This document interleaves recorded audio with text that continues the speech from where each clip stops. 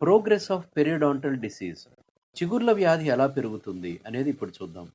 చిగుర్ల వ్యాధి ఒక రోజులో ఒక్కసారిగా రాదు. అది మెల్లమెల్లగా చాప కింద నీరులాగా విస్తరిస్తుంది. మొదటగా పళ్లకు పాచి పడుతుంది. కొంతకాలం అయ్యేసరికి ఆ పాచి గారగా మారుతుంది. అప్పుడు చిన్నగా చిగుళ్ళ నుండి రక్తం రావడం మొదలవుతుంది. ఈ సమయంలో డెంటిస్ట్ దగ్గరకు వెళ్ళి పళ్ళు క్లీనింగ్ చేయించుకోని పక్షంలో ఆ చిగుళ్ళ వ్యాధి ఇంకా పెరిగి పన్ను చుట్టూ ఉండే ఎముకను కరిగిపోయేలా చేస్తుంది. కొంతకాలానికి పన్ను చుట్టూ ఉండే ఎముక తగ్గిపోయి పళ్ళు మెల్లగా కదలడం ప్రారంభిస్తాయి. డయాబెటిస్ ఉన్న పేషెంట్లలో ఈ చిగుళ్ళ వ్యాధి చాలా త్వరగా వ్యాపించి కొన్నిసార్లు అన్ని పళ్ళు కదిలిపోయే పరిస్థితిని తీసుకువస్తుంది. దీనికి ఒకటే మార్గం. అదేమిటంటే ప్రతి 6 నెలలకు ప్రాబ్లమ్ ఉన్నా లేకపోయినా మీ దగ్గరలోని డెంటిస్ట్‌ని కలిసి స్క్రీనింగ్ చేయించుకోవాలి.